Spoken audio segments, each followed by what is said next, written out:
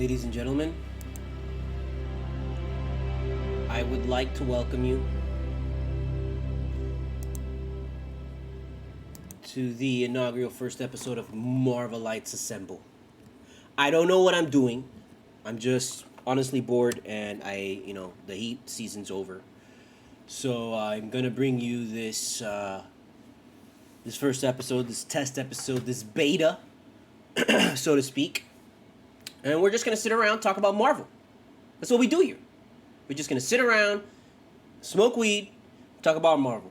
Just like when we sit around and smoke weed and talk about the heat, we're gonna sit around, smoke weed, talk about Marvel. You could drink. It's just I don't drink. That's why I smoke weed. So I don't know how it's gonna go. It'll develop its own rhythm, its own sense, its own feel, its own vibe, just like He Cultura did.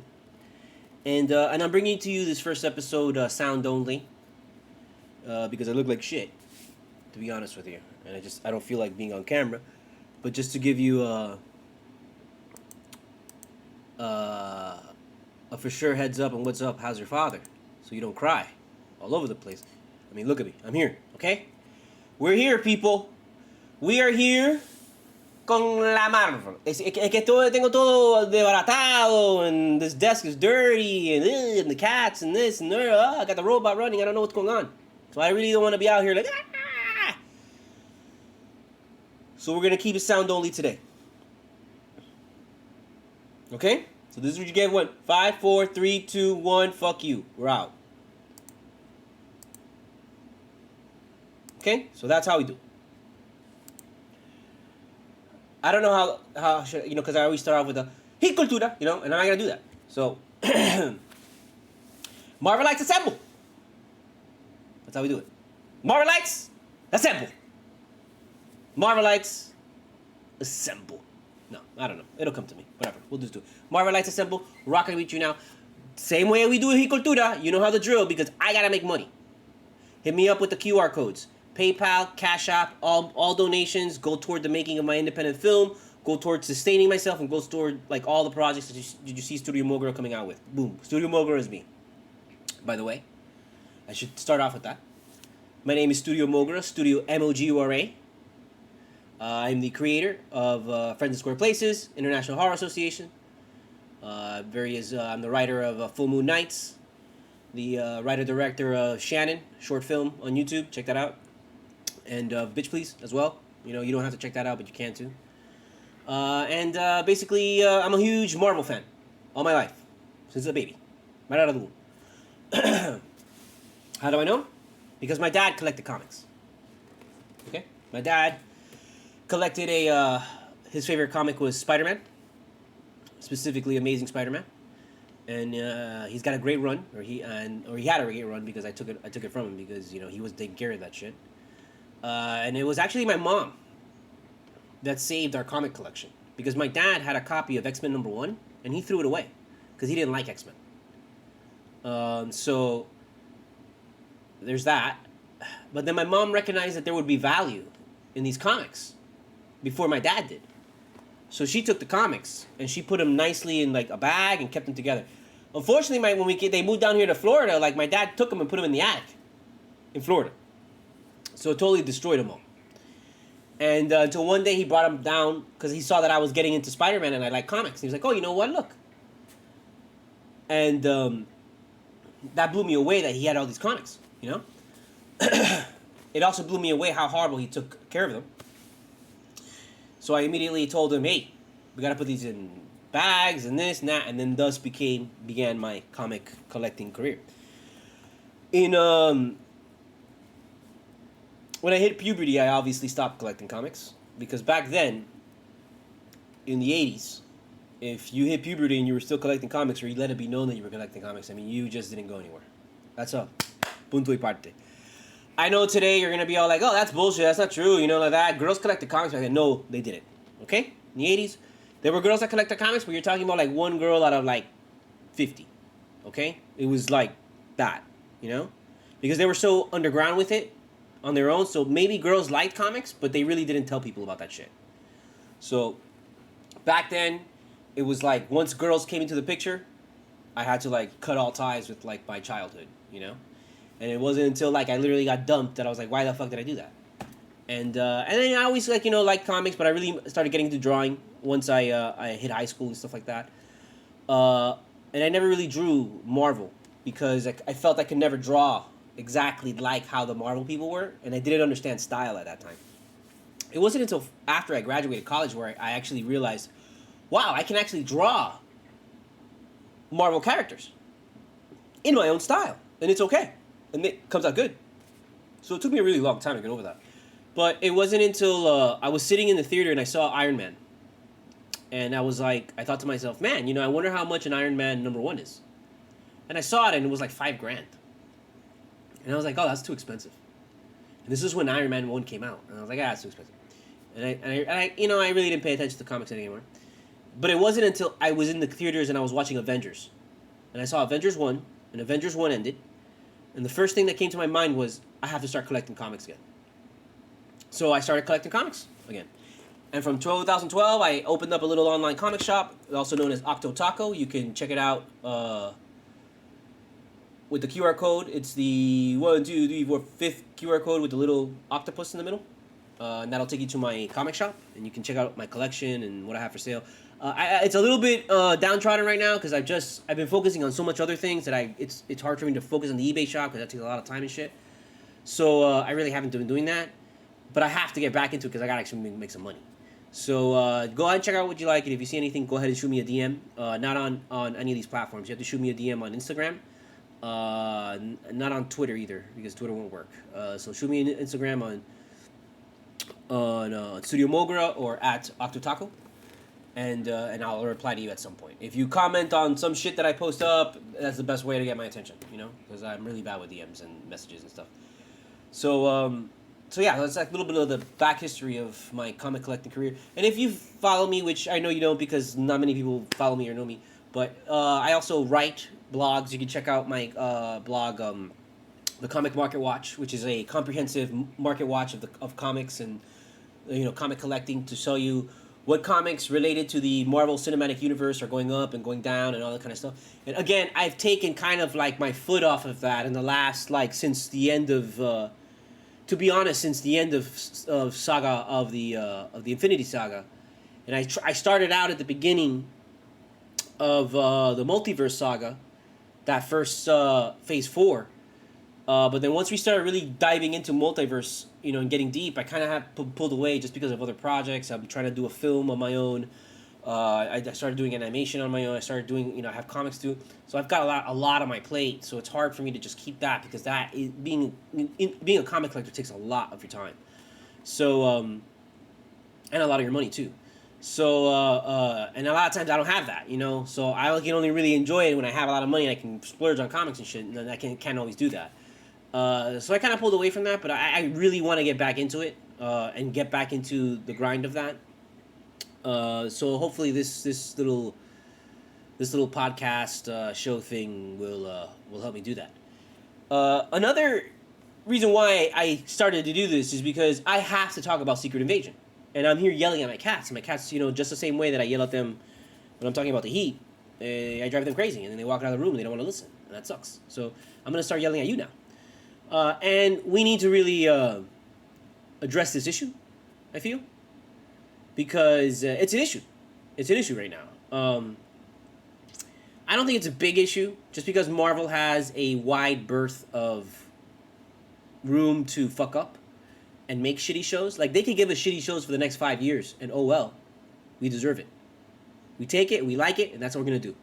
Because that's what Marvelites do. Marvelites support Marvel, period. By the way, you should understand that, this personality is completely different from that of my Jet personality, and that of my Heat personality, that of my El Topo personality, and that of my regular real-life personality of Alex, okay? A Marvelite is someone who is ravenous about Marvel. A Marvelite believes it is Marvel, and only Marvel, and Marvel for life. That's what makes you a Marvelite. Marvel for life. That's it.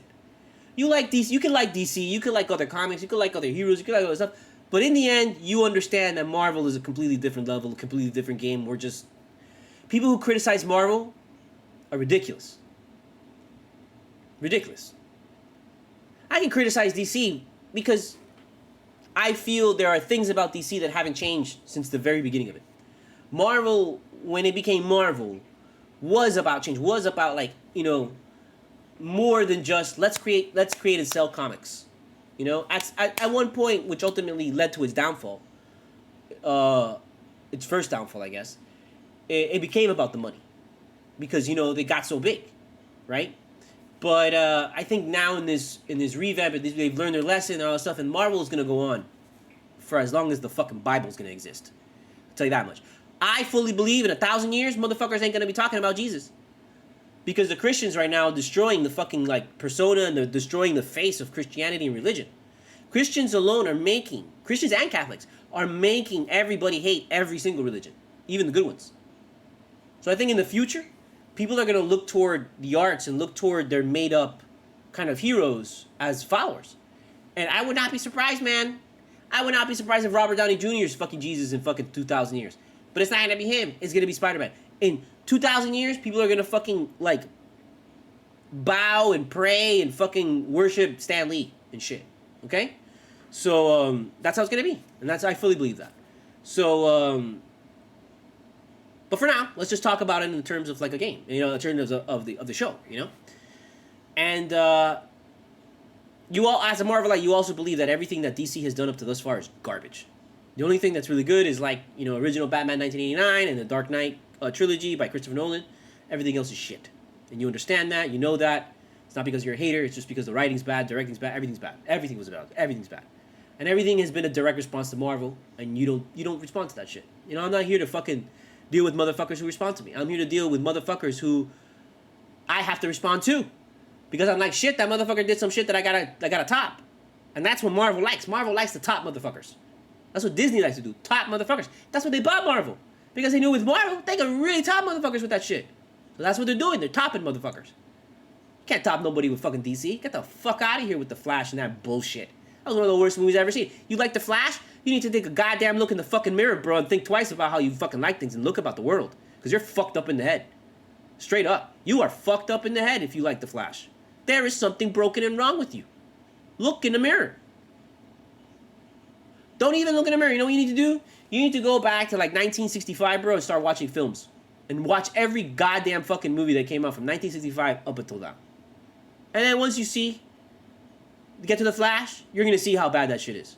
That's really a lot of what being not only a good filmmaker, a good film watcher, a good film critic is you got to see a lot of films. You got to see a lot of films. You got to see a lot of old films. You know?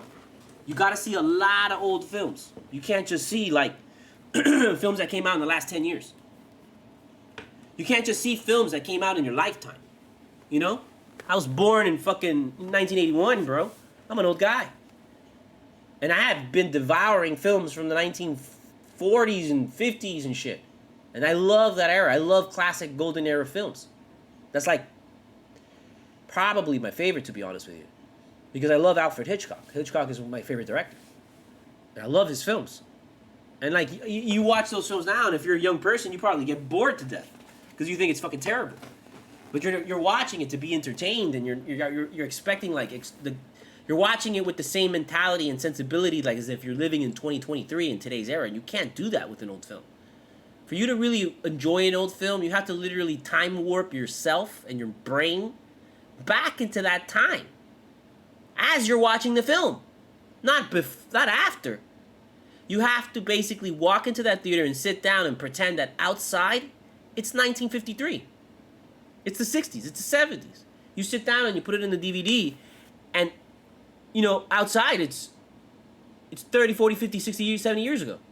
You have to do that. Because once you do that, then you understand the jokes that they made. You understand the language that they made. You understand the lines that they say. You understand why they're so fucking goddamn misogynistic and racist and shit in every fucking film. You understand? And then you can kind of set that aside. You're not, like, completely saying, like washing that away and, like, being like, oh, I don't give a fuck about that because that's fucked up. You have to understand what you're watching is fucked up. What they did was fucked up, but they didn't know that shit. That's just the way the world was back then. Once you can, like, understand that and you set that aside and you start to watch the film, then you can appreciate a lot of old films. And you find out that a lot of old films are way better than a lot of new films. And I think that's a humongous problem with a lot of young people. They're not watching older films. They have access to it right now, which is great. They have like all these streaming services and all these ways to get like the films digitally and all these old films that were never available before. Like you couldn't even go to Blockbuster Video and rent them because Blockbuster wouldn't carry some of these films because they wouldn't sell. You'd have to go to like underground video stores and shit like that. And even that shit was hard to find because you had to like find the fucking place. And usually there was only like one underground VHS store like for your entire state. Like if you were in New York, you were lucky because there were a bunch of them in New York.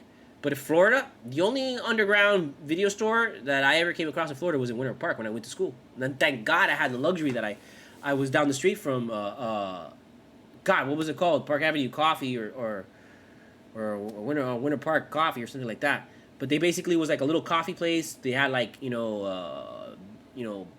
like poetry readings and shit like that, and then it was attached to a video store that was just filled with like independent films, underground shit. That's where we saw Salo from. We rented Salo there. We rented a bunch of fucking movies that are like cult classic crazy now, but back then we found them. And so you gotta watch a lot of shit, man. And once you do, you'll see a lot of new stuff, and you'll see how much new stuff rips from old stuff. Like it's more than it's ever been, and it's really bad. There's very little originality happening right now.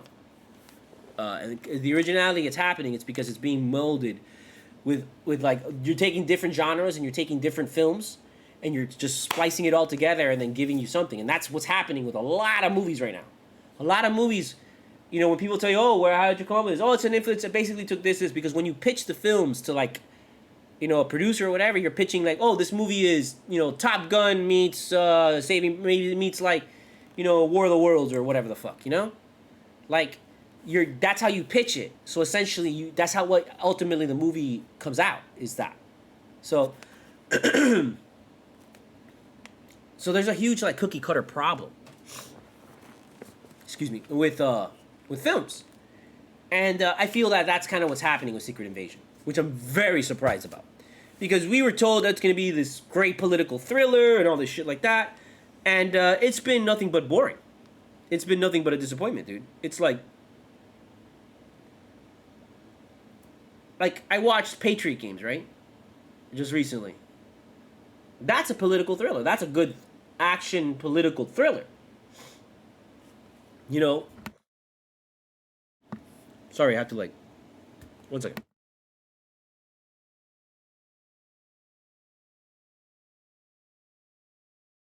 Sorry, I had to clear my throat, and at the same time I had a freaking eyelash in my eye, so I was getting killed here. But Patriot Games is a great political thriller. It's a great thriller. It's a great action thriller, not involving politics, but involving the political spectrum. And I'm expecting that. And this is not that. This is like a boring fucking show, dude. It's a boring show. What has happened? They killed Colby Smulders. Spoiler alert. By the way, if you're listening to this, it's because you've watched and you've caught up thus far. I will never spoil the show for you if I haven't seen it. And if I feel you haven't seen it, I'll never talk about the show the day of, not online. Usually give it the weekend, depending on when it came up. But this show airs on Wednesday, so you should have seen this shit already by now.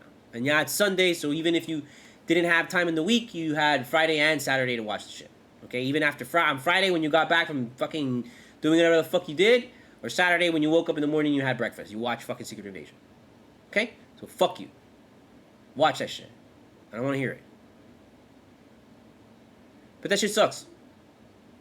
It's turning more into like a romantic and it's not that that's bad. I like to see Fury's life and him married to the Skrull lady. Whatever, that's cool. It's fine. That's not the problem. The relationship, I get it. But there's no tension. There's no. I'm not really too fucking concerned about the Skrulls taking the fuck over. Like, doesn't feel like it's really that big of a problem. You know? Because that would be a big fucking problem in the Marvel Universe. That would be a humongous fucking problem. You know, like, this should have been, like, the one thing that I was thinking was, I feel and I posted about this on Twitter, that I feel that they kind of dropped the ball with a couple things. With the time, setting everything so far in the future. And I think with Multiverse of Madness, they really missed an opportunity to make a really good secondary villain. And I feel this phase should have had two villains who ultimately meet at the end and team up, and then that's who you gotta face. And you have Kang on one side, and I really would have loved to seen someone like Dracula, who should have been the main villain in Doctor Strange. Because there's literally a storyline where it's Doctor Strange, Scarlet Witch, Miss Marvel, like Monica Rambeau, and they team up with Blade to fight against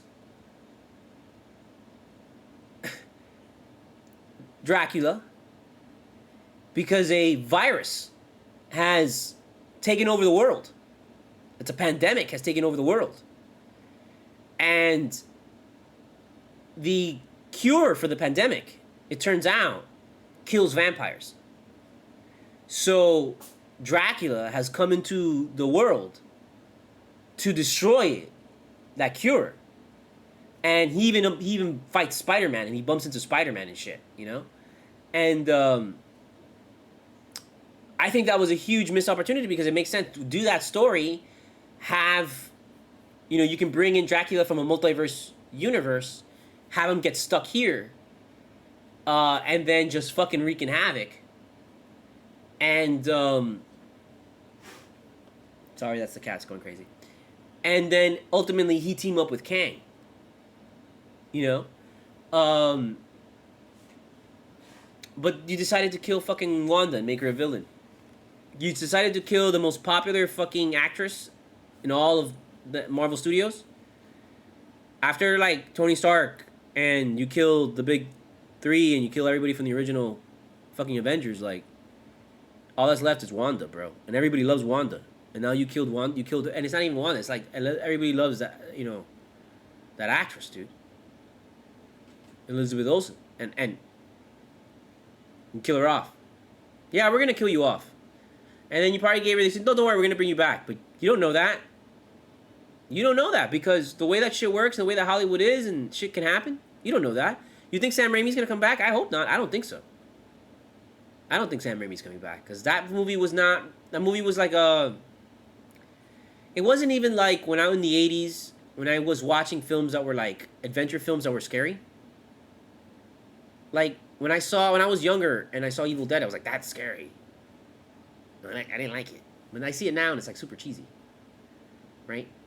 This was super cheesy when I'm supposed to think it was like, it really didn't get me. I found too many missed opportunities, too many holes, and I just, from the very beginning, you lost me when you turned Scarlet Witch into the villain. Like, you could have easily made it where, like, our version of Scarlet Witch is good, inherently, trying to do the good thing, and then they meet the evil version of Scarlet Witch, who is the one behind all this shit, and you're like, oh shit, and the end could have been a battle between Strange, Scarlet Witch, and the evil Scarlet Witch, but instead you like totally fucked that shit up.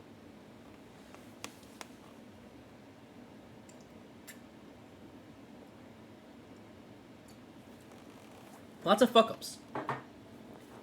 And when I see fuck-ups, as someone who's trying to be a writer, someone who's trying to make his own films, and I see a film that I'm like, I'm calling every line. Like I know the next line they're gonna say. Like I can call a dialogue. I don't mind if I can call the next scene or if I can call what's gonna happen in the movie. Like it happens, you know. I fucking hate it when I can call the next dialogue. When I can fucking write the dialogue before the dialogue comes on screen. Like I know what they're gonna say, and they say exactly what bro. That drives me insane. That drives me crazy, bro. I hate that shit, and I've been doing that a lot, which is why I'm like at this point, Kevin Feige, please just fucking hire me. Let me. You need an outside voice. You need someone from the outside. Let me come in there and let me write something for you. Because everything you're doing right now is shit, and I don't know why. This was a great opportunity, and the other thing that's annoying is that like you don't know if they're gonna fucking if it's gonna blow your mind. You gotta watch the whole goddamn thing, because for all you know, the last 2 episodes are so fucking amazing that it like ties everything together, and that I hate. That I really hate. So I don't know. I really am not happy with the direction of. Or the outcome of so far of what Secret Invasion is. I really don't see anything. I'm not feeling it. It's not even like how... Like, Falcon and Winter Soldier, I liked it, but even that was, like, not my favorite show. Like, I liked the guy as Captain America. It's just I felt some of the lines at the end were just a little too cheesy. And the whole speech at the end of him, like, no, we're going to talk this out. It was like, no, bro. Like, we don't do that. Captain America don't talk shit out. Captain America beats the fuck out of everybody. And it's like I felt like there was a lot of racial stuff there where it was like, oh, we can't have the black Captain America beating the shit out of like white people, and I'm like, why not? So that's where I'm like, I didn't dig it. I think you also missed an opportunity to make Sam a super soldier, which is what you should have done. What should have happened is that Sam should have become a super soldier. He should have, and I don't think that that's a thing in the comics, but I would have done that. I would have made him somehow come across the vial and him take it, to have to match this other guy, and him become a super soldier. So that he could get away with like using the shield and all this stuff, because I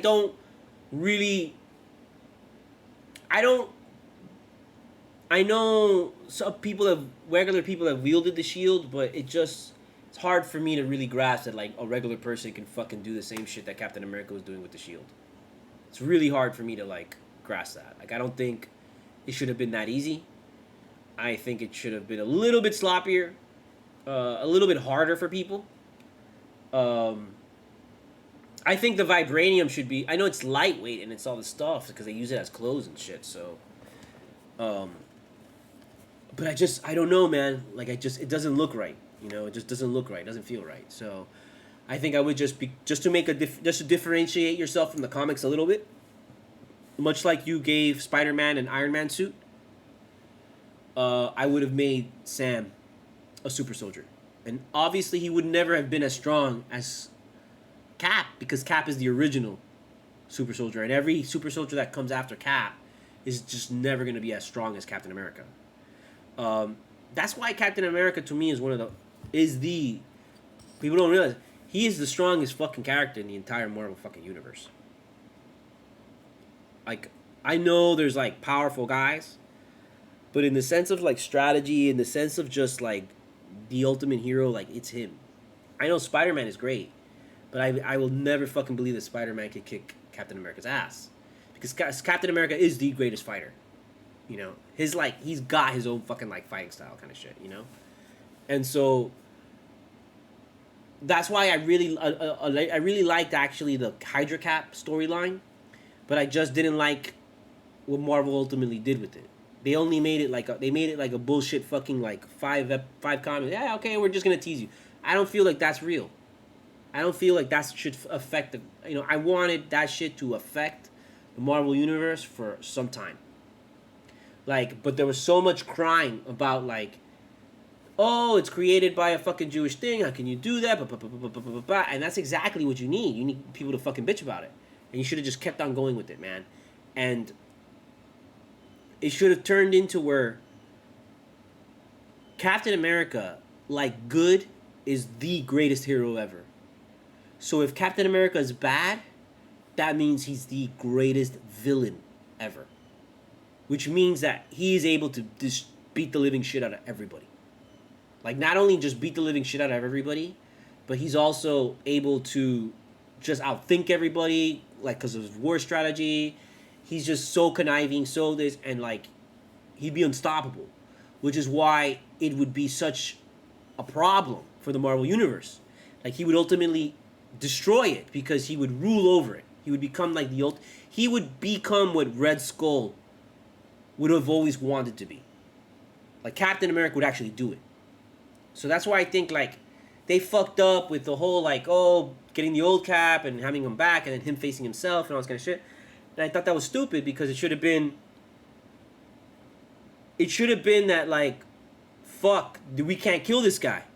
The only way that we can beat this guy is if we bury him in the ice for eternity. And I think that's what should have happened. They should have returned Captain America to the ice and buried him in the ice again and put him back in the ice. And that would have been a symbolic kind of move to say that that's kind of the state of America right now. That America needs to be put on ice.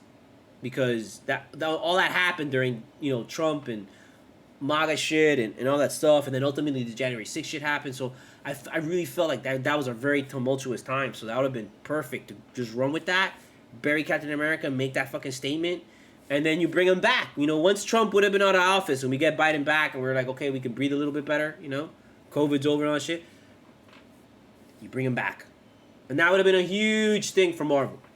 And then you have him come back as like he escapes, and you could make it where he escapes because the evil in him and the good in him are battling.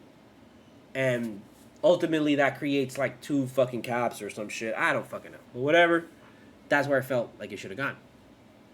And I really think they're ultimately going to do that. Like, they're going to bring that back because you see he's old. So at some point, they're going to bring him back to do that. And I think it's going to happen when they fold X-Men into the Marvel Cinematic Universe, and you have X-Men and show and TV, and you have the Cross people. They're going to bring Captain America back because you're going to want to see Captain America and Wolverine work together. You want to see that.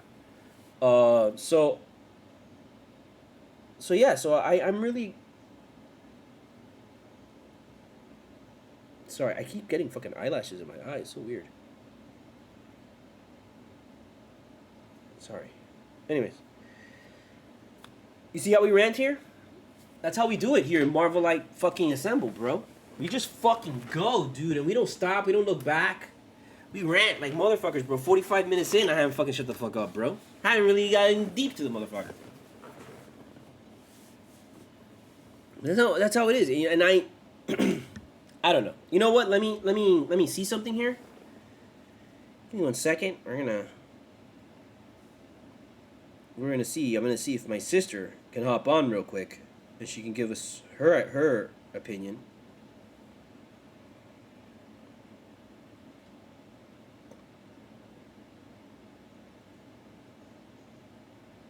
Hold on, just 1 second, guys.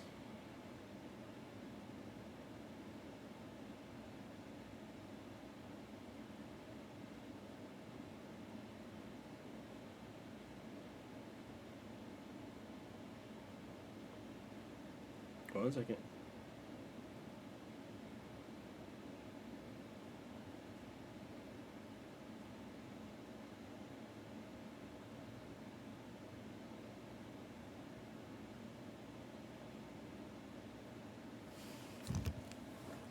So yeah, let's see what my sister Sabrina says, and if she can hop on real quick, she'll just call it.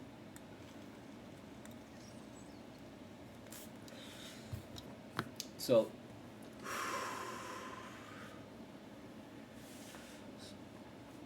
I don't know where this is gonna go. I'm very curious, but you just gotta let Marvel ride, bro, because Marvel has never let us down.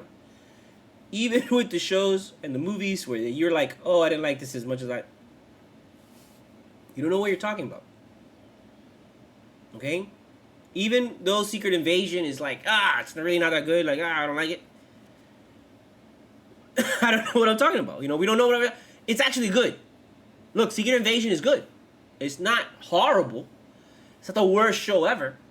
It's good. It's actually a good show. Because Marvel doesn't make bad shows. These are all great shows.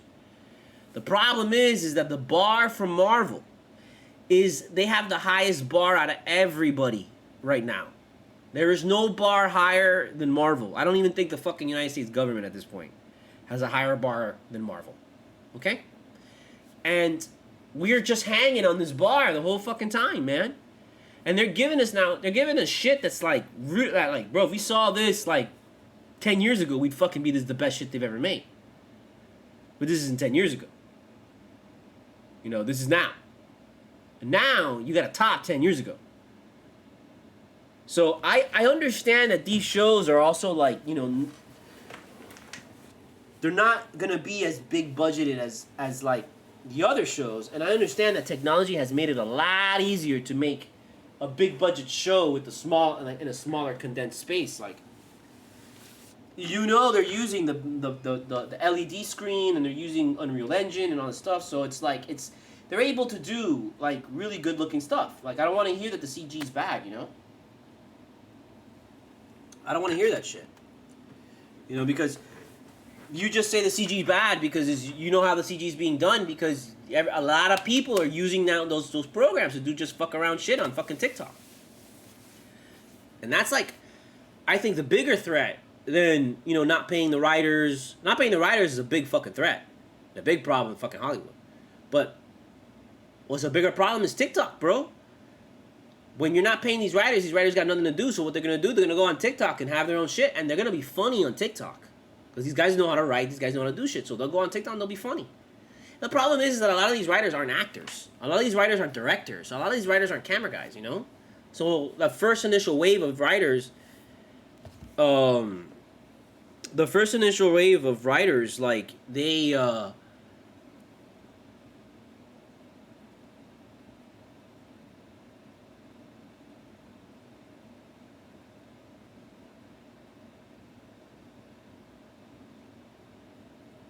you busy? Come on, BB. No, I'm gonna call you. I'm calling her. Let's just call her and let's just bombard her, and freak her out. This is my sister, my oldest sister. You're on air right now. Hello. You are on Marvelites Assemble, live on Twitch, twitch.tv/Studio Mogura is where you can check it out. Okay. Okay. I definitely have to shift gears to get there, but it is, thanks for having me. No, it's a pleasure, Sabrina. Thank you so much for being here, so that the people watching, and by people I mean like the one or two people that scroll through and is like, what the fuck is this shit? And they only are here for like 2 minutes and they keep on going. Hi. This is my sister, Sabrina, the oldest. She is the first, and she is the tallest. So, Thanks. And she is the one I connect with the most. She is also my editor. She edits my screenplays. She edits my books. She is a marketing manager, right? Can I call you that for a marketing manager? Director. Marketing director. Director. Yes. Let's take the title. You gotta put the title out there. What the fuck am I doing? Yeah. So at a museum here in Miami, I'm not gonna say which one. Just because I don't know if you want that out there. No, I have a vibrant career in cultural marketing, arts marketing, and venue management. Over 25 years of experience. Yes, she has opened numerous venues. But more importantly, though, Marvel fan.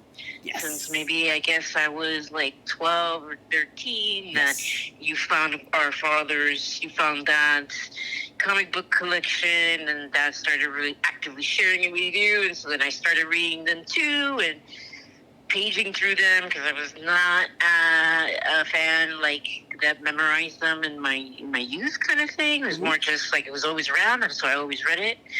And then over time, once the MCU got together, I'm a humongous fan of the MCU.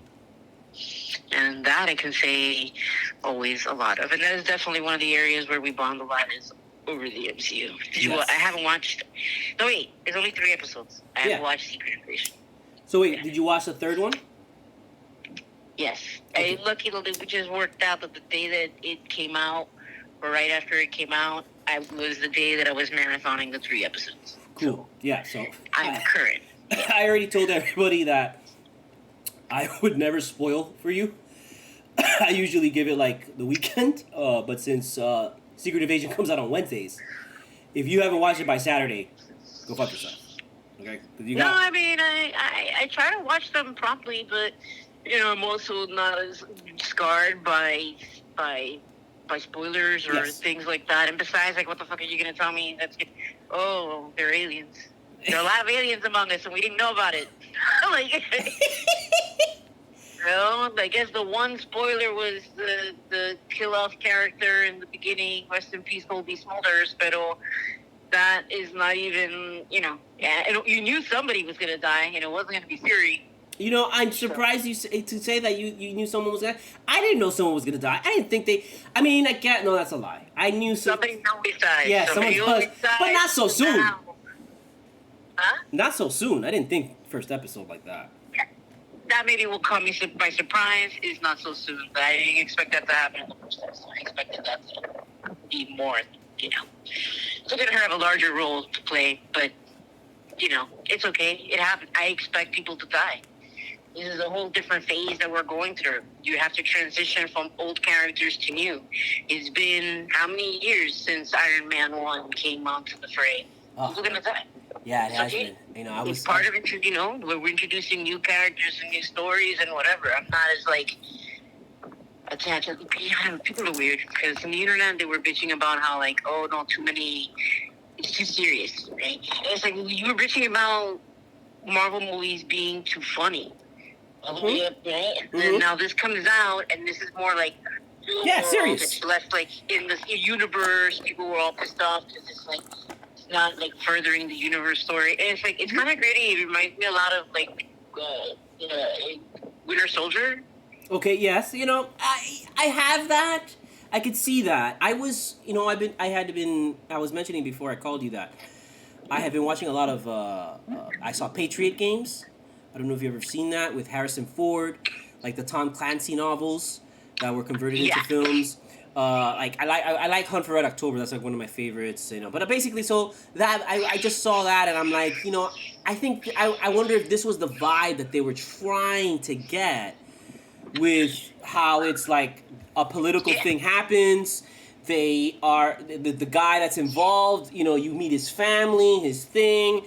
And it's just, he slowly gets, kind of, the tentacles go around him and bring him back to, his job, because he was an ex-CIA guy, and now he wants to go back because his family got attacked, and so, okay, I'm back there, and then, I'm gonna get these guys now, and this is, that phase of, I'm gonna get these guys now, and so I saw a lot of that in Secret Invasion, but I just didn't get the sense of, peril or danger or the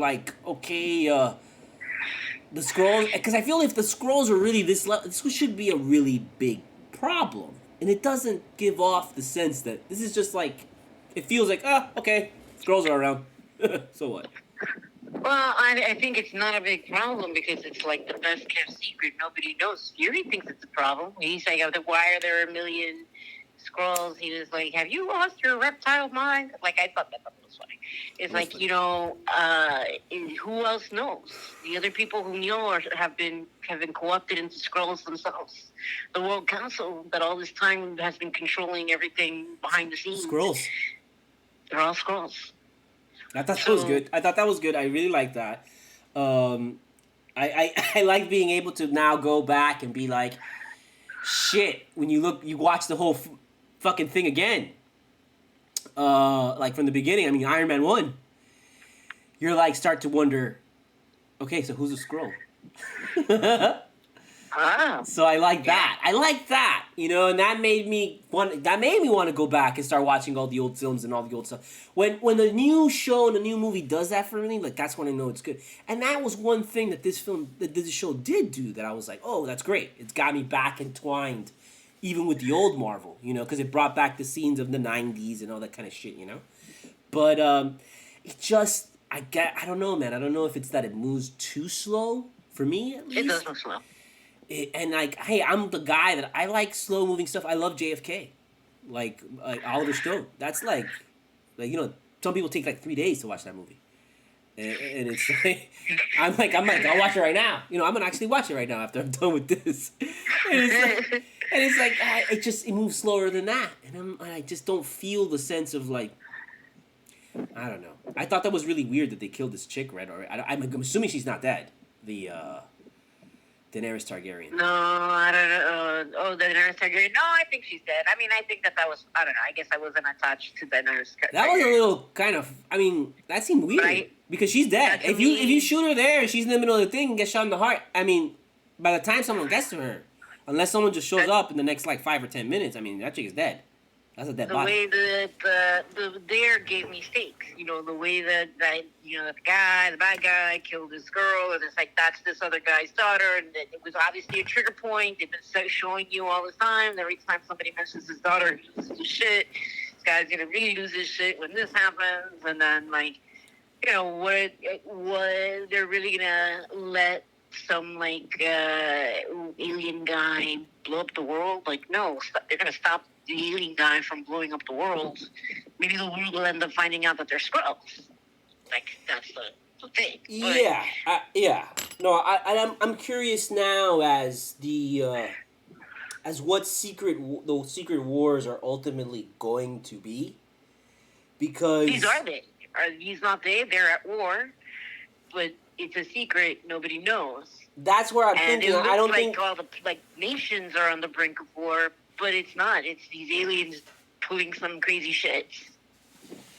That's one thing that I'm interested in is that because the original storylines in the comics, that the Secret War is this thing where like this guy transports all the heroes and villains to a place and then they all fight. It's like a battle arena. I don't think that.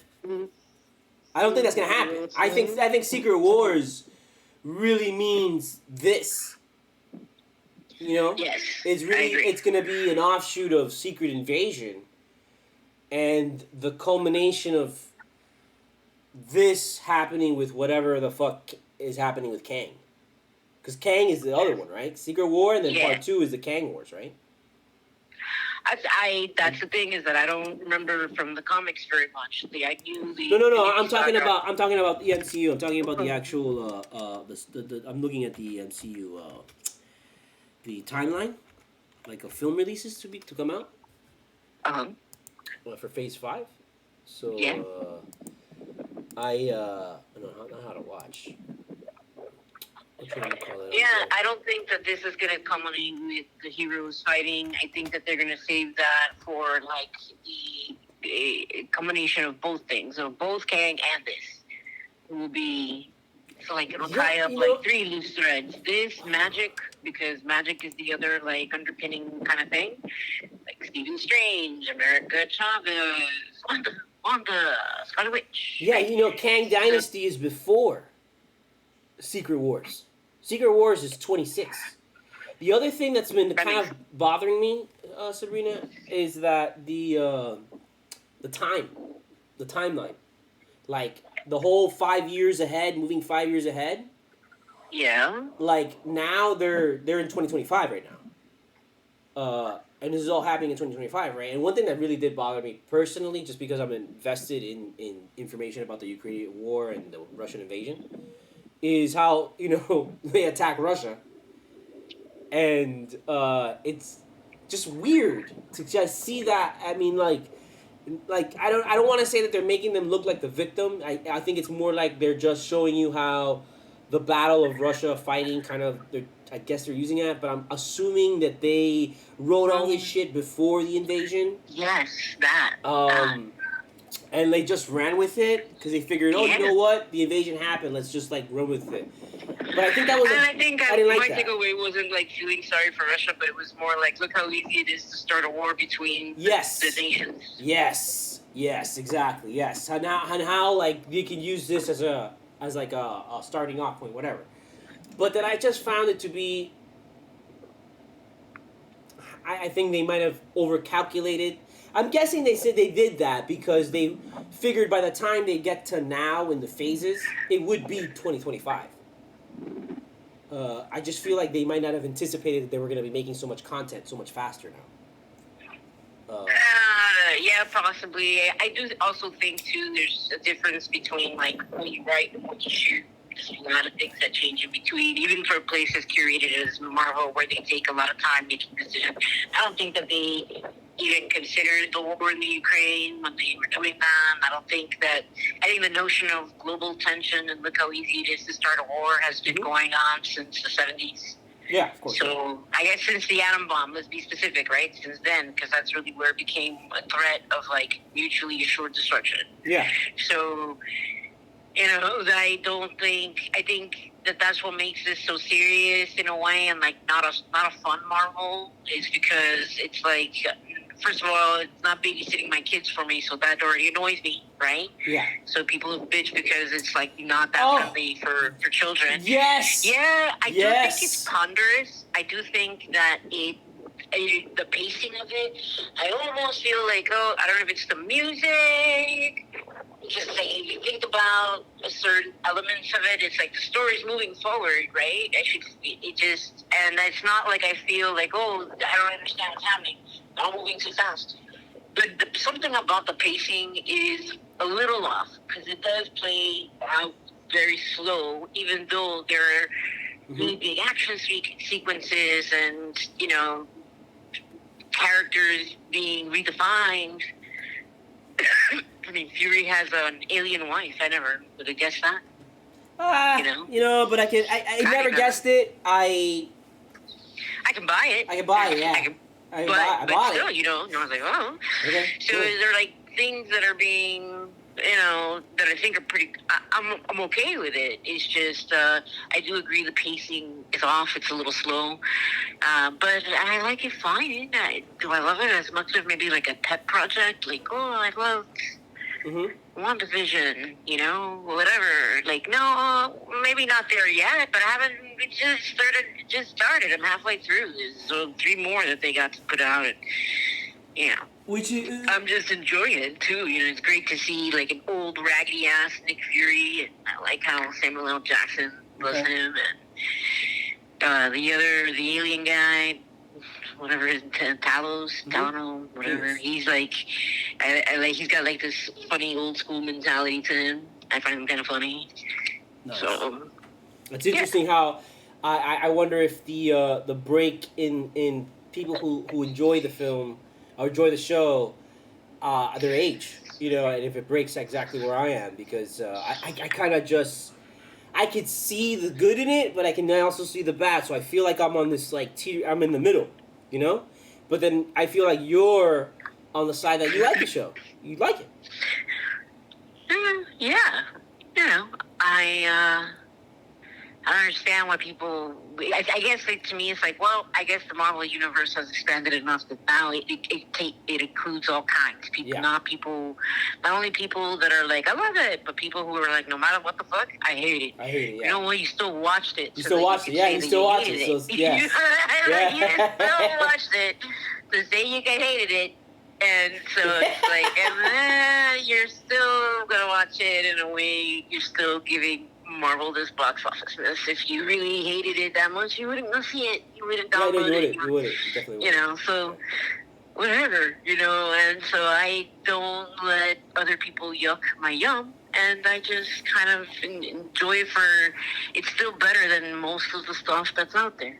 It's still better than most of the stuff that's out there. Yeah. Even some of my favorite shows that are like produced by people who are, Ryan Murphy, Horror Story, American Horror Story. It's even those things are just like, it's still not as good as anything Marvel puts out, period. The worst Marvel shows are still better than a lot of things that are out there. So, yeah, I agree. Their production values are pretty fucking good. Yeah, and there's actually a lot of people. One of the things that people are hating on is the VFX in it. I saw Emilia Clarke was responding to I don't know who the other actor was, but apparently another actor was like criticizing her and criticizing other actors that use green screen. And I found that to be very weird because to me, I thought that I feel like green screen is the purest form of acting. I mean, even closer, I think more pure than like theater. Because theater, you're still in kind of front of props and you're kind of in front of things that help you kind of to like That's make right. you pretend and making you help your imagination out. When you're in front of a green screen, it's pure imagination, which that's something that I remember from Star Wars Episode 1 when they were filming, and that was the first time that they used the green screens. And Ewan McGregor was very, I think in one interview, saying how it's like you're just like you're just using your imagination, and it's like it's not as easy as it seems. Gandalf, Ewan McGregor, whatever. He said things about like, oh, how hard it is to act in front of green screens instead of like other things. And he admires people who do this shit all the time. For when he's done it for X-Men and for Lord of the Rings. Yeah. See that? Yeah. No, I mean, haters gonna hate for that person that was all like, oh, if you act in green screen, that's not real acting. Like, oh, okay, thanks for gatekeeping acting. Yeah, right? What the hell's the difference, man? You know? And I just feel that's it's moving so fast, and it's really it's really getting to a point where it's almost seamless and flawless, and you really are seeing amazing shit that looks real, that it's not real at all, and it's basically a guy. Like I showed you the clip of the guy who did this shit in his backyard, right? This guy who did like a Sith Lord, and he jumps from like a TIE fighter onto an X-wing, and he destroys it and shit. And it's like, I swear to God, it's like a 15-second clip, right? I'll send it to you, and it's better than literally the last 3 episodes, the last 3 ones that came out. And it's like, what the fuck? And it turns out it's like a guy jumping on a trampoline, like dressed in a costume he made with like the lightsaber shit, and he jumps on a trampoline in his backyard. And, everything else was done in front of a green screen in his backyard, and then he did that shit himself. And it looks like J.J. Abrams did that shit, or fucking Steven Spielberg. And it's insane. It's insane. And I see this, and I'm like, that to me was, I'm like, wow, that was a huge, like, wake-up call for me. Not only to start learning that program, Unreal Engine, which I've been doing, but also just, like, how I think things are going to change. I feel budgets are going to change. Budgets should change because they're a little insane right now. Did you see Indiana Jones? No, man, fuck that. Sorry. I mean, I love Indiana Jones. I watched all the Indiana Joneses on Disney Plus the other day when you logged me, and I even watched Crystal Skull, and I was like, you know what? This movie is not that bad. If you think about other bad movies that have come out since then, if you just edit the monkey scene, if you edited that down, you don't even have to take the whole scene out. Just edit back on the monkey scene, and the movie's great. It's actually not that bad. But I feel like, Harrison Ford, how much money would they have had to offer him for him to be like, fine?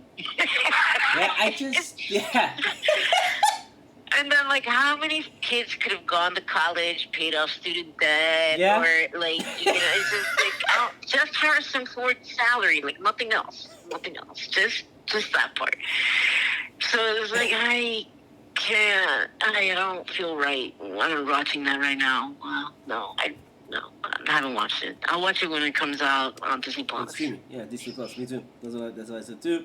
I just, it's not something I'm gonna pay money for, Like, and I know it's great. I know it's this thing, but it just, I feel like you had your send off, and this isn't a send off. This is like we're making up for the first send off because that shit was so bad, and it didn't go the way we wanted it to go. And I get it, and that's fine, but at that point, if you were gonna, he should have just been doing a couple of these films, right? He should have had another trilogy out by now, Yeah, kind of, and then it's like, why? So there's the The Last Crusade ends beautifully, right? And the father-son relationship is like fixed. And then Crystal Skull, romantically, he and the first girl got together and married. And then it's just like you had the opportunity there to like recast, redo his son to be like your next Indiana Jones figure, you know? Yeah. But they tried. Didn't. No, but they tried. The nostalgia keeps us clawing at that's it. People who were properly sent off and properly done. And so the nostalgia, guys, sell the nostalgia. And then here we are back with God knows how much you offered Harrison Ford, and to make him do this gig. And you know he's not like delighted to be doing this gig. It's not like he's happy about it. He's doing it. I can't imagine why he's doing it. Except for when I can't imagine why you're doing it, then it's like they must not offer you a shit ton of money. Yeah, no. I have to imagine as well that they I mean, the budget of the film is $200 million, and I can't really fathom that anymore for films. Like, unless you're creating like a new kind of technology. Like, I will give James Cameron $300 million. I'll give him $500 million if he wants to make a film. I don't give a shit because I know that motherfucker will discover like a new animal along the way. You know, like, I would kind of go for that. Like he'll fucking discover, like he'll create a new warp engine. He'll like fucking, create a new food source and feed all of fucking Africa. And he'll fucking come up with some shit that like turns like the fucking robot into an awesome looking thing and we'll use it forever. So I know technology will go forward with his filmmaking, which is something that it still happens, and it's still happening, and it is happening. I don't want to make it seem like it's not happening. It's interesting, though, because but it's Marvel only a few people that are doing that. Every movie they would make, they were like, we got to use a new technology in this movie. That was Spielberg and they Cameron. made so many of them, and they were like, okay, never mind. Sorry, I was drinking something. But, that was Spielberg and Cameron that did that when we were growing up. So I'm like, now, who's doing that now? And it's still Spielberg and Cameron, it seems, with Avatar. Did you see Avatar? Yeah. Did you see the new one? I started to, but like literally 28 minutes in. Yeah! I guess. I had 10. I got 10. I got 10 in. 10 in, and I was done. I was like, no. It was like, this movie's 3 hours and 16 minutes. What the fuck? And then, all right, okay, guy, well, you're going to show me a new world. And then the 28 minutes into it, I'm like, it's just so, I can't. We'll have to pause, and maybe we'll come back to this another time. You won't. It's okay. He made $1 billion from that shit, man. Like, he made enough money. He got what he needed to do. He got his story. I at first was just like, fuck, bro. I think this was a bad move because now he's gonna do this for the rest of his life and shit. But then I saw like making of things, and they already filmed 3 and 4. Yeah. They filmed all of the films all together, so they're just editing all that shit right now. So I'm like, okay, he'll do something else with his life. That was my first worry, is that like he's gonna spend the rest of his life doing Avatar, and this is just. I mean, whatever, bro. Make your money, dude. Because he's not really. I don't think we're his audience. I think at this point, obviously, the audience is like younger kids, newer like younger people under 20, kind of stuff like that. That's the target market. Those are the billion people that paid for it to go see it. Honestly, I think he's just thinking more of a broader international audience and less of an American one. Because honestly, it shocked me that movie made as much money that it did. I was really surprised by that. I was like, this fucking thing really made it to like the top 10 list kind of shit, and like knocked out all these other movies that I thought were so much better. Yeah, no, and they are, and it's that is another thing where I'm just like, man. No, people love this fucking movie, bro. People love the Avatar movies. I don't know why, but I don't think people love it, Sabrina. I think that people go see it. And that is what gives them the numbers. And just because I go see some shit doesn't mean I like it. To get those kind of numbers, you gotta see it more than once. That's true. There's gotta be a movie that you see more than once. And I would not have gone to see Avatar more than once. Well, yeah, no, I wouldn't have gotten to see it at all. I didn't even go to see it once. I didn't even go see it at all. I didn't want to go see it at all because I knew it was just gonna be like, no, bro. I would have walked out of that theater, bro. I would have been so angry. I would ask my money back. I would have made a scene and shit, you know. That's why I'm glad I didn't see it. It's just, it's very tropey, and like you could tell. No, I was like the opening like scenes were coming up, and I was like, I bet you it starts over with a voiceover, narrative voice, cue narrative voice, and sure enough, it was like, oh, because I'm this kind of thing, and then I was like, it was probably gonna be a what do you call it, like a flashback compilation. Yeah. And boom! It was like, so like. But then after like 20 minutes of that, I was kind of like, okay, now usually I like for my movies at this point that I'm being, you know, entertained. Yeah. Nah, I'm not the one calling it. Yeah, I literally talked about that earlier today with Secret Invasion. How in Secret Invasion there were a couple times where I found myself just ending the lines and ending like what was I can deal with like if I can call what happens in the story. I can't deal with it if I can also call the lines. And if I can, like, if I know the dialogue and I'm basically, like, I know what you're going to say, kind of stuff like that just gets to me. I don't blame you, but I want you to know that I agree, but you should know that I read this thing recently that people who, like, predictive of what's happening in movies, that's, like, a signal of ADHD. Oh, that's crazy. Because you're, like, your brain is putting together and trying to recognize patterns. Your brain recognizes patterns really fast, and well, I guess I don't know because like I never did that until I started actually watching films. Movies. Yeah, and like I think we're a little different because we watched a lot of movies at a younger age more so than anybody else because we had the video store. True. And I feel like now people have the ability. People have their own video stores now in their pocket, you know, like and they have it at home. Back when we were growing up, like, you could only watch the movies that were big and that came out. Like, if we didn't have a video store back in the 80s and 90s, we would have only seen, like, maybe... a handful of movies. Yeah, we would have seen half of the movies that we did because, remember, Dad was also a cinematographer, so he was into going to movies and he would like the sound and he would like the things, and then we would always go opening night. It was like a, you know, for us, it was a big deal. We were like, I don't think we were the normal... American household. I think we were a movie-centric household, which is, I mean, why I ultimately like to make films. So I think that's why I kind of do that. I don't know if it's because I'm ADHD. I don't think so. No, I like that. I like that too. Right. That movie-centric household and our thing. Yeah, no, that's how I see it at least. Is that I am the way that I am with films because I actually like films. I mean, I literally took a filmmaking class, bro. So I can separate the two. I felt that it's, you know, maybe I do recognize these patterns, but it's just because I've watched a lot of movies, you know, and like to me it felt like more movie. Now, you know, that I recognize patterns faster. Like, I mean, I don't know if that's specific. Like, that's not the only symptom of ADHD. There's 1,000 other ones too. Yeah. So yeah, I don't mind Secret Invasion. I think it's fine. It's so far so good. I don't hate it, and I do find the pacing kind of slow, but I do enjoy the acting, and I have had some moments with the surprise. I like see where the characters are going, and I don't think Daenerys is coming back. I think she died for real. I'm fine with that, and. I just want to say real quick that I really enjoyed the scene of when you said acting. That's something that I did like about the show. It's like next level, the acting, and I love the interaction between Rhodey and Fury, Samuel Jackson, and this other guy. And my God, like there was, I can't believe he went that way. Like he turned into a villain right in front of our eyes.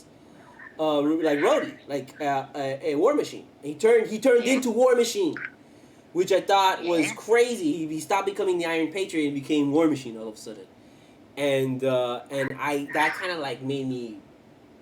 Is that a scroll? So I don't know anymore. That's a good thing. Like now you don't know who's who anymore. You know, it's gonna be interesting. Yeah. It's gonna be interesting. I did like that a lot. I liked him. I liked Rudy. I liked I like the acting a lot. I'm enjoying it. I would say like what out of for where I'm at right now, I would say maybe 3.5 stars, maybe 3.8. Easy. Yeah, sure. Right now. Sure. Cautiously, because it's like I feel like more to come, and I'm curious to see how it goes. I wonder if Fury's gonna die. I don't know, man, because there's still a bunch of stories, and I think Marvel, the way that it is, I mean, depending on, I don't know, you know what, you can't really say that anymore because they killed Kobe Smulders. Killed Kobe Smulders, they killed Wanda. They've been killing everybody. They kill all the best people. They've been killing all the best women. Damn, they killed Kobe Smulders. Why would you kill Kobe Smulders? She's great. Why would you kill her now and not kill her at the end of the goddamn thing? Because you don't want to pay her? Get the fuck out of here. No, okay, you want to shock people. Everybody's like George R. R. Martin. You want to kill an important character in the first episode to shake things up. Should have killed her, and it turned out to be a Skrull. You could have. That to me would have been. That's what we should have done. So you get the shock, and you're like, oh wait, but no. Yeah. But no, I don't know, man. I I don't like that. Especially when it's women that I like, when it's good women like actresses, like and that have been really strong throughout the entire thing. Like, motherfuckers got to make it to the end at some point. And I think they're not doing that. There's like very few people who are started off from the beginning who are still through it. And they're just gonna kill them all off. And I don't think that's right. I think. No, especially you bring up a good point too that there were a lot of female characters. There's not even that many of them, but they've killed most of them. And I know that they're trying to bring up a couple more now with like Natasha's sister and all those people die. I hate to be spoiler alert spoiler alert, but Captain Marvel's gonna die. Everybody knows that, right? Like, she's gonna die at some point, and so that's gonna be a little bit kind of disappointing, because you're gonna stop seeing her. And I feel like we haven't even seen her enough. We've barely seen her. She should be showing up like left and right, still in more shit, like all the time. Like all these people should be popping in and out. There should be more crossovering. There should be more. That's something that I really think. I mean, I know it costs money to get these people out there and all this kind of shit, and everybody's gotta get paid, whatever. But I feel like the Marvel kind of world and the Marvel kind of like lifestyle, as far as like being an actor and a character in it, you should be interchangeable at this point. Like, in the beginning, I can understand having separate walls between shows and just to keep everything on track so everybody knows what the fuck they're doing, because sometimes people don't know where to park and shit. But like now, like, I think at this point everybody knows where the parking is, everybody knows how to get into the building, everybody knows like, oh yeah, where the fuck is the bathroom at, Like, yo, start fucking crossing people into this shit and just tell motherfuckers, look, I know you want $1 million, but you ain't gonna get $1 million. And if you don't, we're gonna get somebody else. And that's it. And then if they don't, then you get somebody else. And I guess I don't want to think that that's what's been happening at this point. I feel like it's just they haven't tried because they just like they know they're gonna have to pay a lot of money to the person. But I think they still want to keep the walls up because it just helps them in the long run to be able to pivot and be space for something unexpected or new to interject, right? But I also think that they have a plan, but they don't have like the details aren't all the way drawn in. Having worked, it's like a big project plan. You almost expect things to shift, so you need to keep the walls up so that you can bring in and change up and still do. So I don't mind. And I also don't want it to become like extra superfluous to the story, Mm-hmm. right? So that's what I didn't like about Multiverse of Madness. There's like the commercials were all about cameos, and then the cameos were good, but they were superfluous because they made no sense. They died right there, yeah, they and were then just useless. so it's like those characters could have been anybody. Yeah, literally anybody. Yeah, and literally anybody. And so then it doesn't feel purposeful. So if you're doing like all these little crossovers, it's going to be things like that are not necessarily driving forward the story. I personally I'm okay with you just engaging these other actors for when it's going to drive the story. Yeah. So and I think that's where they can play around with like the multiverse thing too. Is that they don't have to put all their eggs in like before the movie that's going to bring them all together and they're all going to fight is the Avengers. Now you can bring them in however you need to or you want to because of the multiverse, because of so I don't mind where they are now with like special guest appearance by. Why unless it's like what they did with Kobe Smulders, where they're I was like, what the fuck? No, yeah, but that's what they're doing. That's what they're doing. That's exactly what they're doing. That's why I'm like, what the fuck? The women thing is kind of fucked up because they kill off a lot of the strong female characters. They have it. They are, and I think it's a problem. I mean, I know they told this chick, which is something I had mentioned before, that they told Elizabeth Olsen, look, we're gonna kill you off. It's gonna be a thing, but don't worry, we're gonna bring you back, right?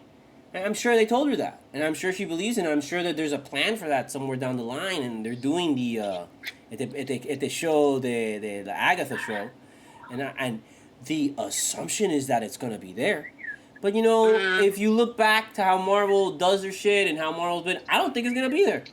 I don't think that they'll bring her back. I don't think she knows. I don't think she knows. I think the thing to do as an executive producer, as Kevin Feige used to be like, thank you so much. We've really enjoyed having you part of the team. If we ever have an opportunity for you to come up again, we'll definitely reach out. Which is crazy.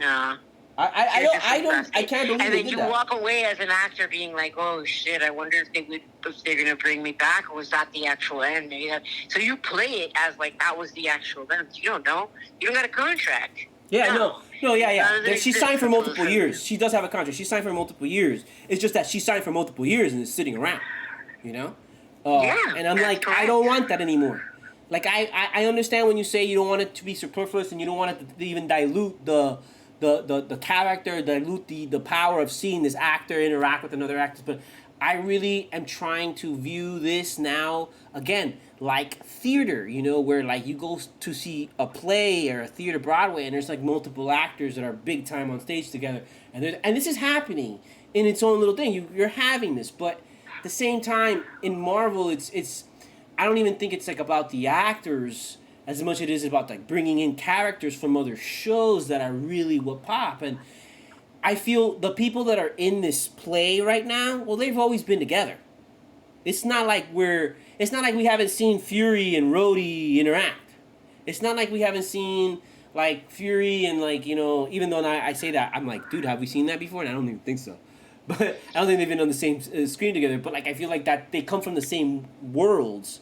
Like they're in the same movies, you know what I mean? It's not like they're coming from different movies. I guess that's what I was trying to say, is that they're in the same movie. They're in the same cast, So that's why they're in the same area, They're in the same bubble.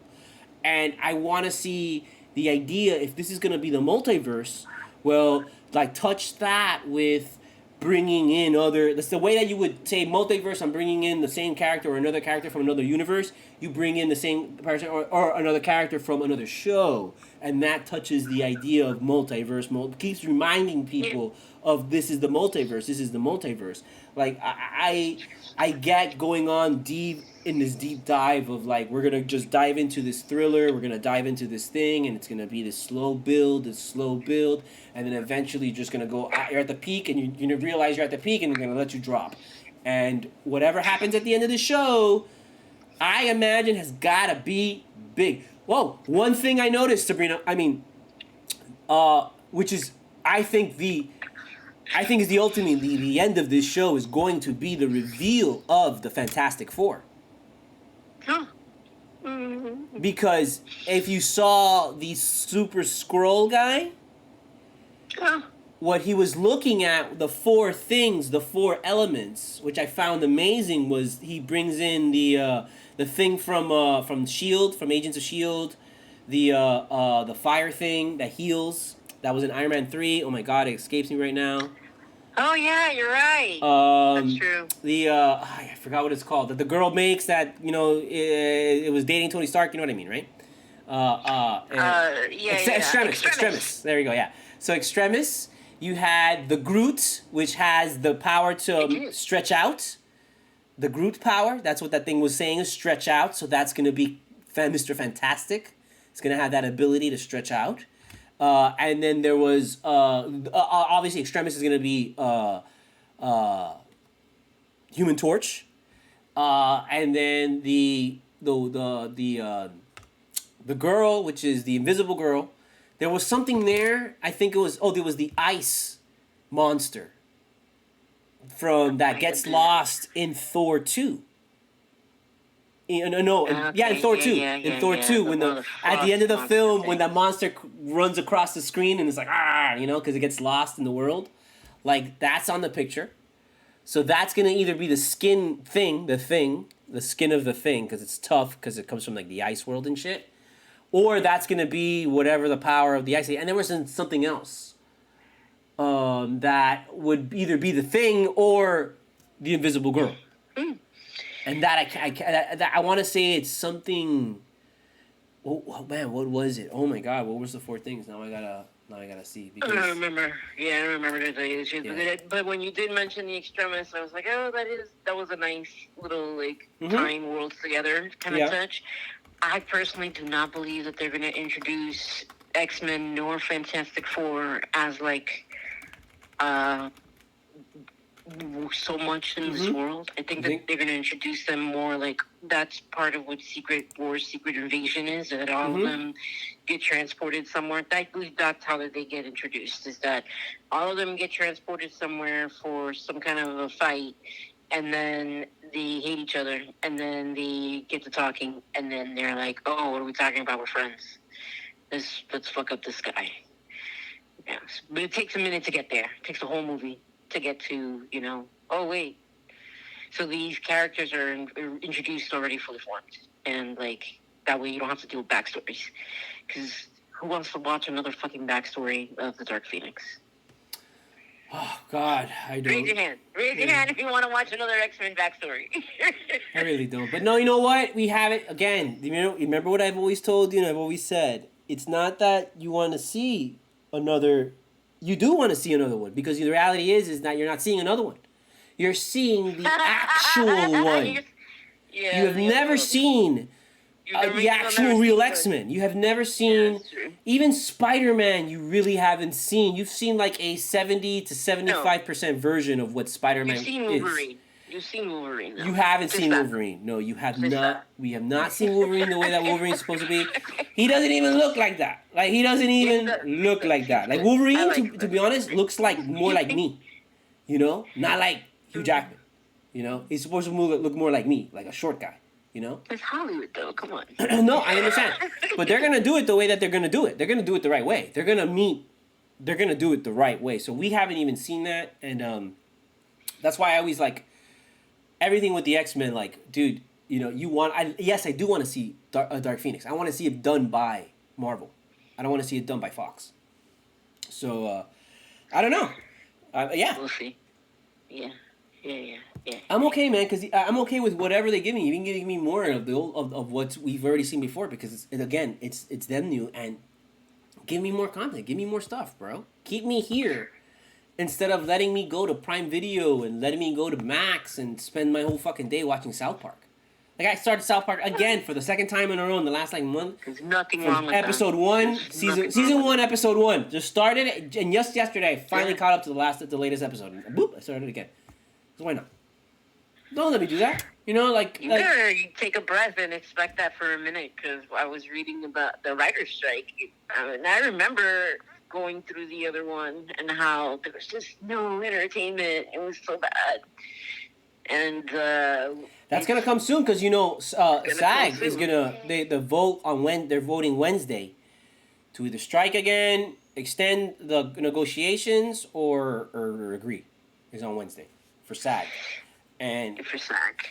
Yeah, but everybody said, I don't know, because it's also all I need is a good PR agency, and I can place a story, But especially with this, where it's the influence of public opinion and whatnot is. But I read that the writers' deal is, even though there's usually commonality amongst all three, but because of the AI portion specifically, that the director's deal and the actor's deal is easier to get to that deal part than it is to deal with what the writers are asking for, because it has to do with streaming for popular shows, popular things that get popular unexpectedly, and things with AI, where you would use it. And but I don't know, I also feel like that is just talking shit about the unionized groups, and fucking writers are fucking it up for everybody. Yeah. You know, and it's like, Yeah. No, you're right. Or they could be getting paid. They could be getting paid because everybody else is getting paid. But the directors get paid, the actors get paid, the executives taking fucking paid. The writers should get paid. Yeah, I think that much money. I've noticed that amongst like people who are not creatives, even though I personally feel everybody has the ability to be creative, everybody has a creative thing that they do, but like people who really just don't actively like are trying to be creative, like draw, write, whatever, like they view writing and they view creating a show and stuff like that as like you should be happy. Very similar. It's very weird, but it's like, so what? You're getting paid $13,000 for the whole thing. Your name is everywhere. Isn't that what you want?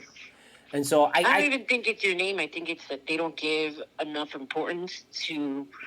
Okay, so like a writer writes it, right? But then they write it in a room with like 5 people, and then they hand it off to somebody else who edits it, and then they hand it off to somebody else who edits it, and then somebody else who is directing it, and as they're going on, they're editing it, and then, the studio comes in and they edit, and then the actors come in and they improvise. Yeah. And then, like, I think people are like, oh, you didn't do shit. You just wrote the story. Yeah.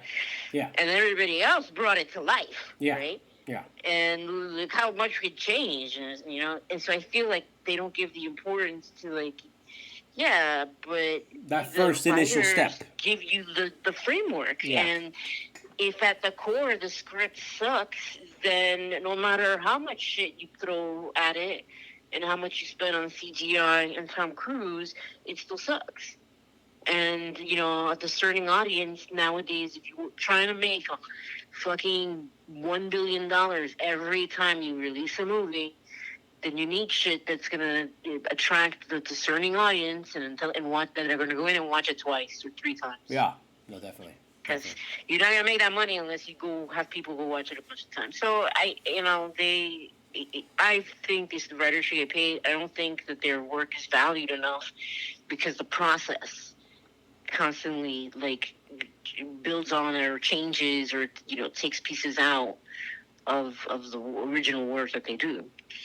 But they gonna learn because then they start putting out crappy reality shit. Yeah. And people start saying all these movies suck. And then that's how then it's like, oh, okay, let's pay the people. It's funny that you say. Before. It's I'm sorry to interrupt. It's funny that you say that the reality show thing, because that's exactly what ended up happening the last time. Yeah, and then you see that this guy, the David Zaslav guy, who's the head of Discovery WB, whatever the fuck it's called now, but he's in a. It's almost as if now that you say that, I realize almost like, wow, he's probably like. One reason why he's not worried about like the writers striking, that he probably even wants the writers to strike, so that he can pump more of his reality crap down people's throats, like more HGTV, more like the 90 Day Fiance, which has its own universe and all this bullshit now. So like that's probably why he merged everything together in anticipation, kind of like seeing, well, people are going to be there, they're going to have seen everything that they have seen because there's no new content coming out, so then they're going to just automatically move to like reality show content on the same thing. That's exactly, in a way that's kind of like the repercussion of what happened for the last time. Well, not only was the proliferation of reality TV, but it's like low value production value kind of stuff. The bar was lowered. The bar was lowered. Fucking mediocre. Everything's mediocre for like super 3 years. Lowered. Yeah, that definitely. I mean, like look at the AI. How AI produces things that people would universally say is mediocre. It's not really that great. But let me tell you, man, there are a lot of jobs out there that already look. There's already. I've gotten like I got an email saying to enter the first AI screenplay contest. What is an AI screenplay contest? You ask the AI an interesting. Who goes up and who collects the award? Thing, and then you edit it. Huh? Who collects the award? Do you go up there with your laptop? Your AI. No, yeah. What happens if the AI takes you to court? Can the AI take you to court? No, I mean, I guess theoretically the idea is that the AI is a tool, and that it doesn't credit what the AI writes, but it's how you manipulated the AI to have it write. Sabrina, I feel that. But I mean, people are not that smart. That's not what ends up happening, because that's what we would like to happen. There is some writers, I believe, not like novelists. There's a novelist that I think is suing now ChatGPT officially for taking their writings and putting into this thing, and I think Neil Blankman, whatever, he's part of it. Mm-hmm. I don't know, but I started to wonder, well, how much different is the AI from someone going to the library? Like, I go to the library and I can check out these books for free and read them, learn all these different styles and techniques and all these different things that these experiences that these writers talk about and all this stuff. And I'm sitting around and that could give me a profound kind of like, oh, you know what, it reminds me of my own experiences. Let me write about in a similar way. And then I use what I've kind of learned and I've read and to create my own style. And create my own novel. How different is that? That's fair, though. With your philosophy and your psychology degree?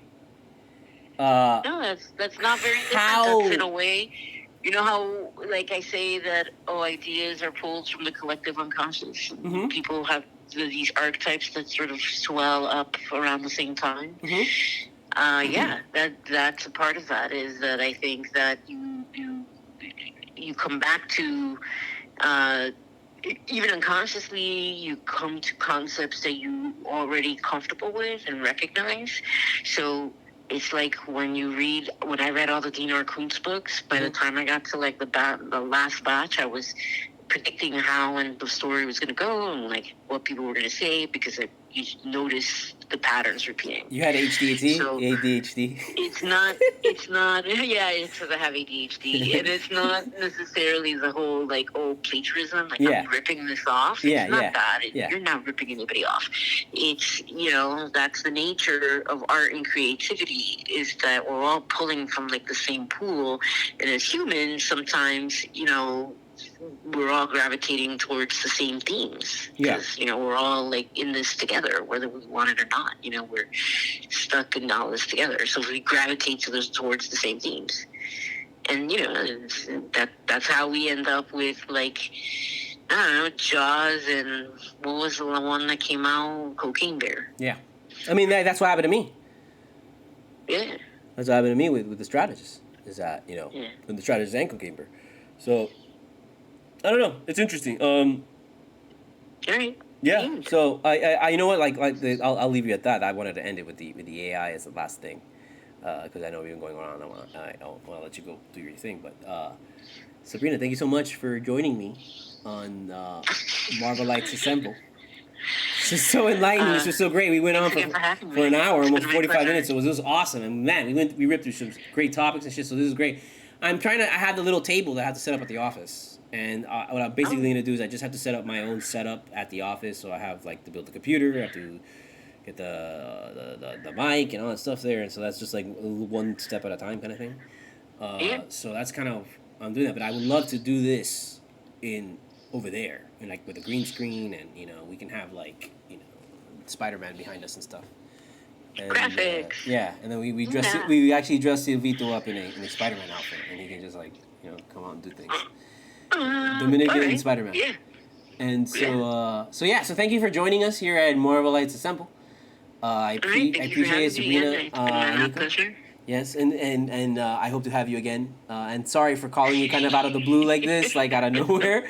But I literally I was sitting here and I was yelling at the cats about Secret Invasion.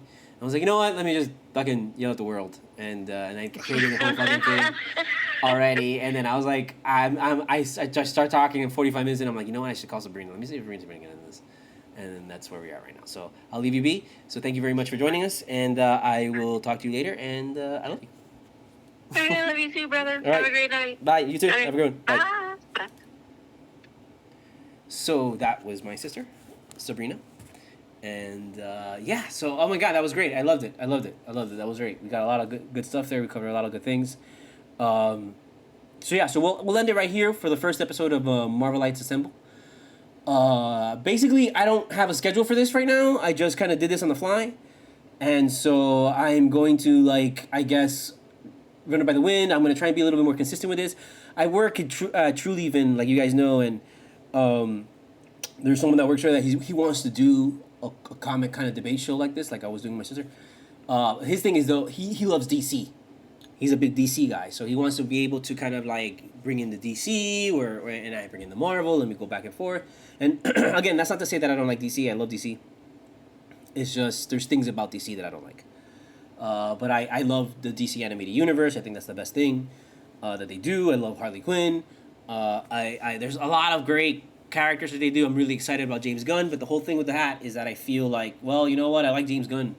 I'm not watching it for DC. I'm watching it for James Gunn, and it can't be like that, you know. So you got to bring me other people that I don't know that can like take the material and make the material great again. And hopefully that's what James Gunn's gonna do. But I don't know, man. Like I really feel with James Gunn, what's gonna happen with him is that he's just gonna do everything. You know, like he has that smell of that kind of guy, where it's like, why would I give it off to like?